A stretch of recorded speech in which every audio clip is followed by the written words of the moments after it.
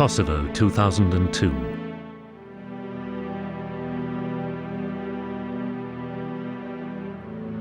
Gruesome memorials to a war fought in 1999 pockmark the country.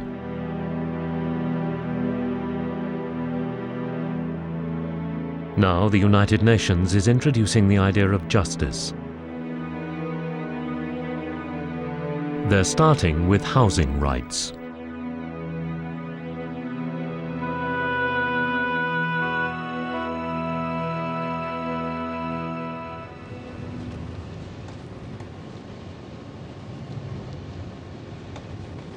Hassan Hamdi is a teacher. He's taking UN investigators out to his old village, Shusik, deep in southern Kosovo.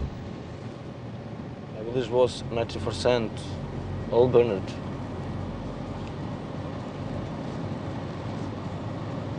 Hassan is Albanian, a Kosovo Albanian. He's one of hundreds of thousands of Albanians whose homes were damaged or destroyed in the war 3 years ago. That is my house.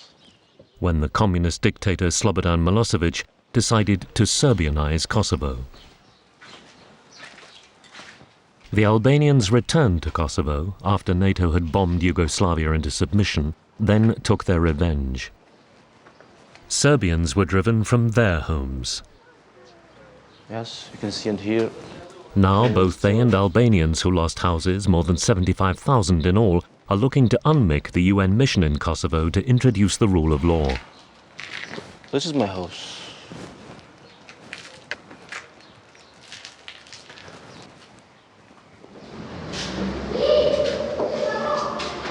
His house wrecked, Hassan found a two-room apartment in the nearby town of Betina. It's on the top floor of a 7-story walk-up. It's owned by a Serbian woman. Hassan lives here with his wife and 3 children. They neither own the place nor pay rent. We have only this room, the space for cooking, and here to sleep.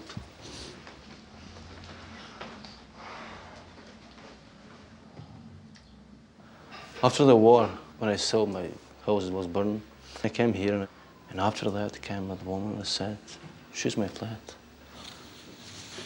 I said, "I'm really so sorry, but now I don't have a place when can I go to with my family, and for that I'm here." So Hassan refused to move his family out. The Serbian owner complained to the Housing and Property Directorate, HPD, in nearby Jelani. UNMIK, helped by UN Habitat, set up HPD to bring order and justice to housing problems in Kosovo. Today, Hassan comes to the HPD office to contest the case. She asserts that you occupied here apartment. This is the contract. There is other documents here. As you can see, it's from Supreme Court. Yes, yeah. This document is different. This document is not before the war. This is after the war. That document, what she gave me to see, she had right to stay only for 6 months. 6 months, yeah. I'm sure she changed that documents after the war. You think those documents are false? Fake, yes. Okay, every single document should be verified, but by the verification team in Pristina, so we'll verify also this document. But do you assert any right on this property? You know, that flat is not mine. I'm not in that flat because I want it, but because I must it to be. Because my house is burned during the war. It's everything I lose in this house. I can't back in my house. If I can't back in my house, I will go for this flat. I don't care about the flat. Anyway, don't be afraid. Our first task is the mediation. We have to find a solution. Maybe it's false, maybe it's not. But is Hassan telling the truth? Does he have other property? Is he, in fact, the owner of the burned house? The head of HPD in Jelani is cautious. This gentleman who has illegally occupied a property belonging to a Serb who fled Kosovo will have to be thoroughly investigated we would, in the first place, like to know whether the burnt property belongs to him. And if it is confirmed that it belongs to him, I will have to postpone the eviction for 6 more months whilst he's applying for reconstruction.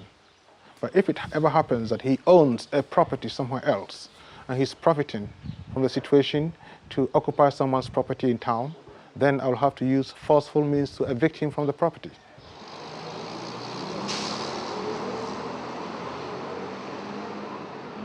Niš, a Serbian city a short drive from Kosovo, a city that has seen much fighting down the centuries.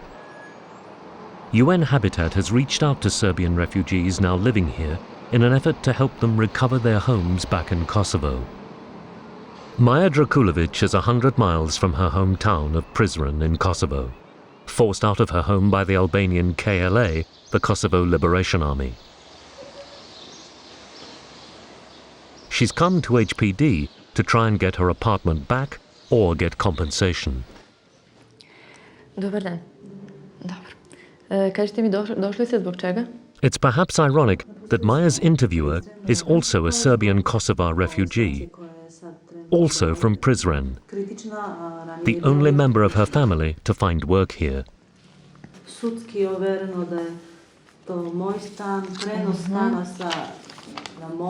Maja tells how she lost her apartment.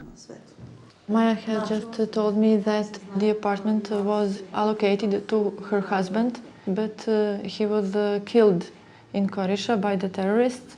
2 months after her husband was killed, her father-in-law was killed too. Zbog sigurnosti mene I moje dece, ja sam morala decu da povučem. So she had to leave because of her children, for the safety of her children and her.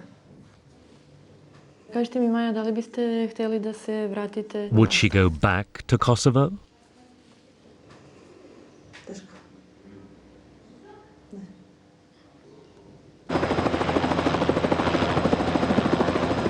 To bring order out of chaos, UN Habitat is rebuilding the land registry, the records of who owns what. It's essential, in part because when the Serbs left, they took half the land registry with them. The land register is very important for a society, whatever society we're talking about. It will be the base for investments and for mortgages, for urban planning, for spatial planning, and you need it for taxation purposes to get incomes to the state. So we have started area photoing the whole of Kosovo, so you can have a good look of all the buildings, all the roads and the vegetation and everything. And out of that area photos we have produced orthophotos, which is a kind of map.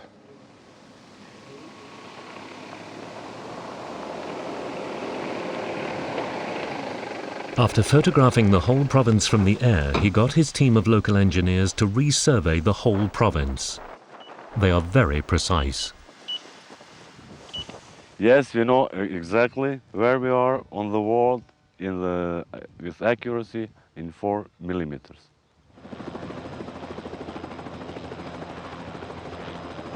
For the Kosovo people, land is very essential. And they have grown their crops on land within the family for decades, so land is very important to them. In some respects, more important than human beings at some time. In the aftermath of war, the UN, UNMIK, arrived in numbers. HPD has a mandate to enforce the housing rights of all Kosovans, underlining their fundamental human rights to secure tenure and protection from forced eviction. Today, they'll post eviction notices here in an apartment block full of illegal occupants in the capital, Pristina. This building is being occupied mainly by Serbs, and there are also internationals living who rent from Serbs. Well, as I told you, people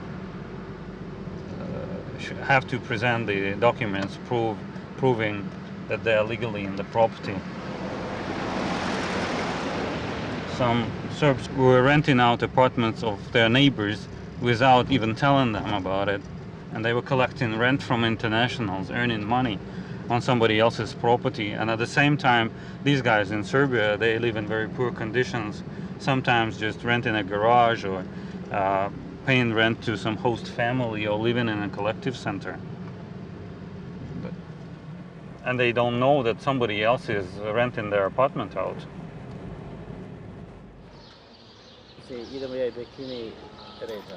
The question is, are we going in block all together?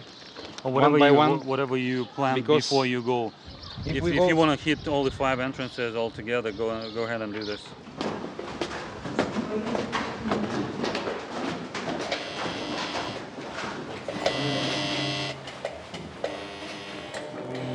From the electricity meters, they know the apartments are occupied.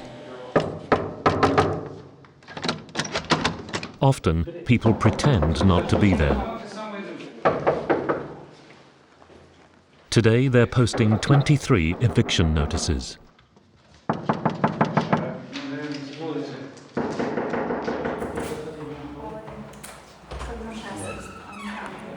The story is that the lady behind the door happened to be a police officer from Romania who is employed here with the International Police Force.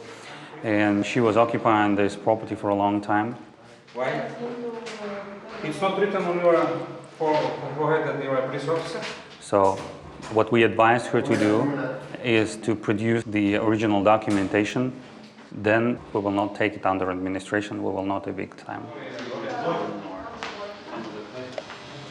They've got already notice served on the doors saying that this property is taken under administration, and people have 30 days to contact HPD and produce the documents in 30 days. If nobody will answer, the door will be broken.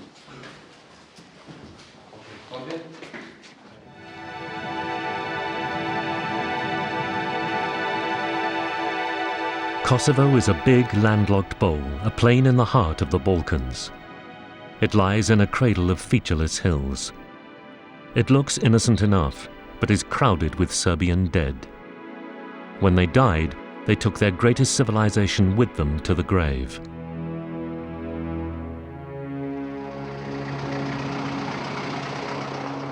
This monument to the Serbs who died at the hands of the invading Turks 600 years ago is the kind of nationalist Serbian icon that Milosevic used to drum up his hate campaign against Albanians. Inside, poems extol the bravery of young men fallen in battle. This one praises 7 brothers for whom a nearby village is named. It overlooks the field of blackbirds, the site of the Battle of Kosovo, now carelessly polluted by their modern descendants.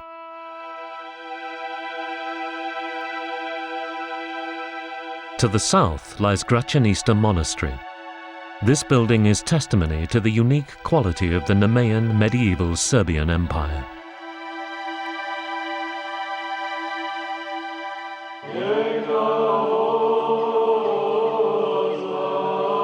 For travellers like the British writer Rebecca West, Gretchenista refers to the reality which lies above the world of appearances, to the order which transcends the disorder of events.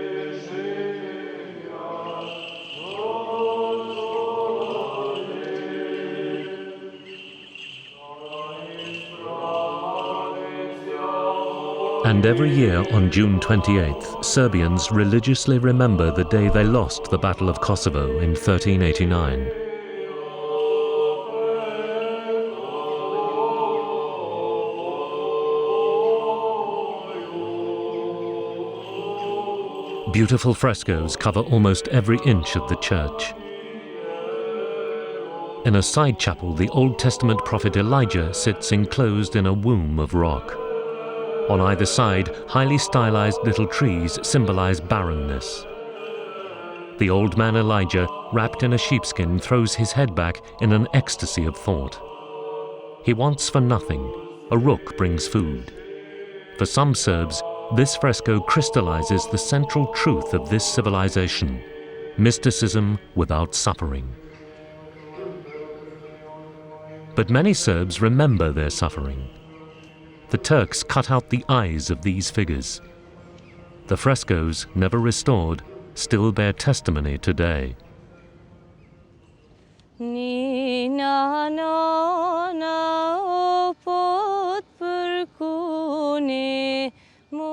The majority of people in Kosovo are Albanian, not Serbian. Like the Serbs, their culture also reaches back hundreds of years.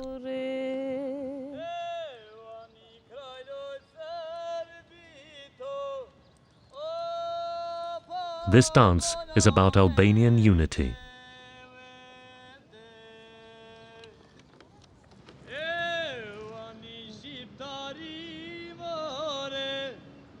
Slobodan Milosevic even banned Albanians from dancing before trying to drive them out of the country.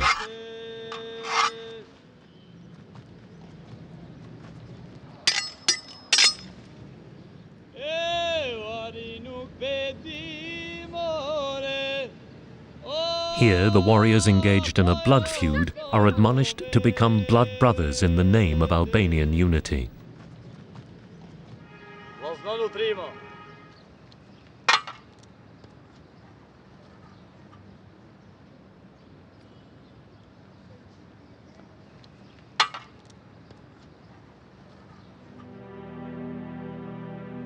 The war over, most Serbs left Pristina. There was no government, weak law enforcement, no banks and meaningless property rights.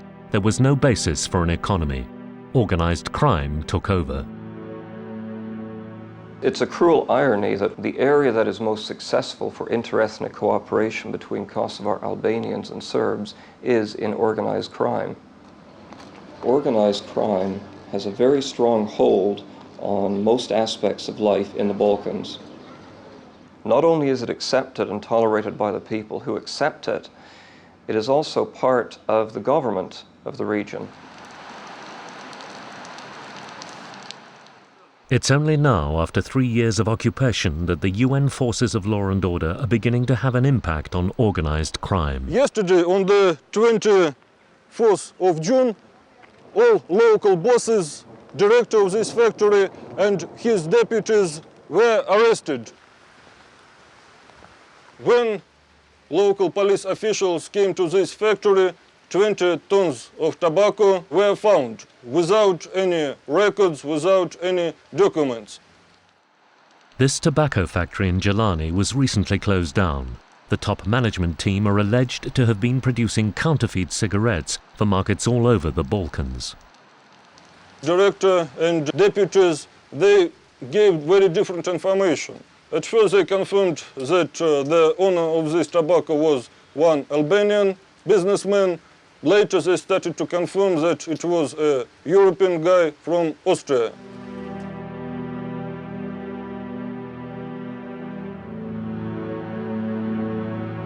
Tensions between Serbs and Albanians are greatest in the north of Kosovo. The river Ibor divides the town of Mitrovica. Once it was integrated. But now the Serbs live in the north on the left here. All the Albanians are south of the river.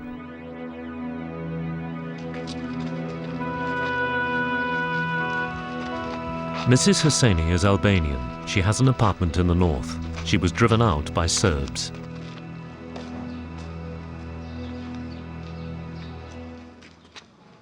David Chileron Cortizo, the local head of HPD, is temporarily rehousing her and her family in this house in the south.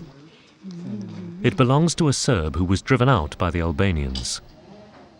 Now Mrs. Husseini and her family have refuge until she can get her apartment back.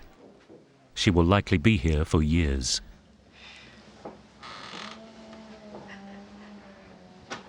So this family is now starting a new life. There are 7 members, 5 children. One of the kids was killed during the war. The husband was beaten also during the conflict, and finally he died. And that's the place where they're going to be till a solution is found to unify again the north and the south sides of Mitrovica.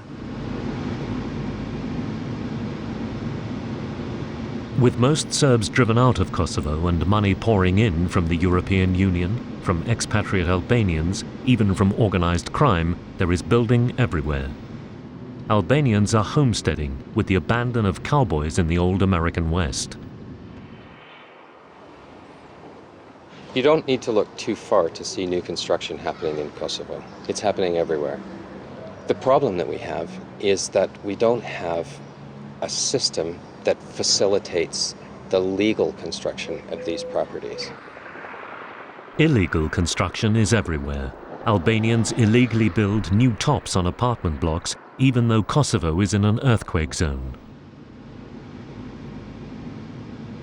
They build illegally in the only park in town. And if there's not enough room, why, let the building stick out a bit into the sidewalk. That's legal. Indeed, they've built entire neighborhoods in Pristina illegally, with no thought for a sustainable future. The river is both a sewer and a rubbish dump. Until an enforceable system is in place that regulates this kind of activity, this will continue.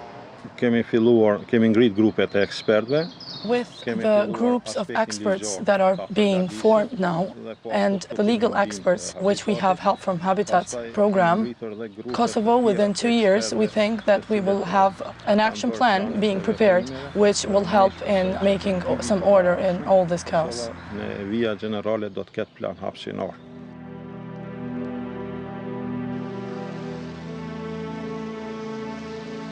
To bring order out of chaos, UNMIK arrived in force.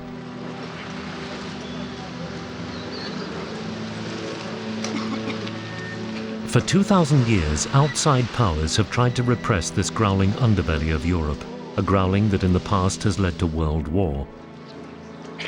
But now they're imposing international values. Without the commitment by the European community, by people outside the member states, to investing in a viable, long-term economic stability in the Balkans, and particularly in Kosovo. I think that history would tell us that we can expect more of the same.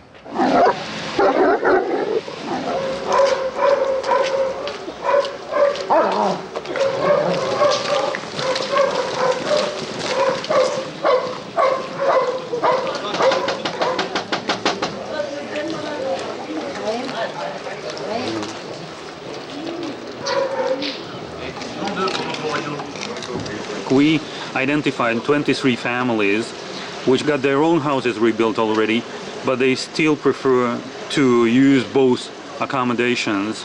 So what we're doing today, we're targeting 15 houses and we're evicting people. We have other people who have no roof, who have nowhere to go, and we will move these people in.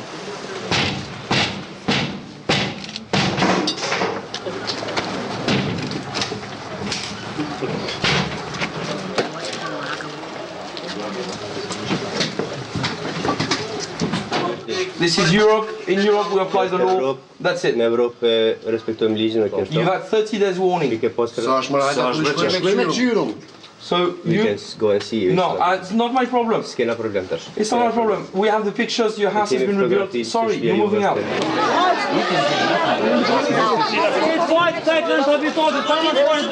In the end, what will happen for Kosovo and the Balkans is they will be integrated in with the rest of Europe. But in order to do that, there are certain preconditions that have to be put in place, like they are with any new country under consideration for inclusion in the European Union. But the road to that objective is a long one. And we're at the very beginning of that road at the moment. Today, a new regime of formal law and order is being put in place. This is the essence of why the United Nations is here in Kosovo. It's to establish justice. Otworky,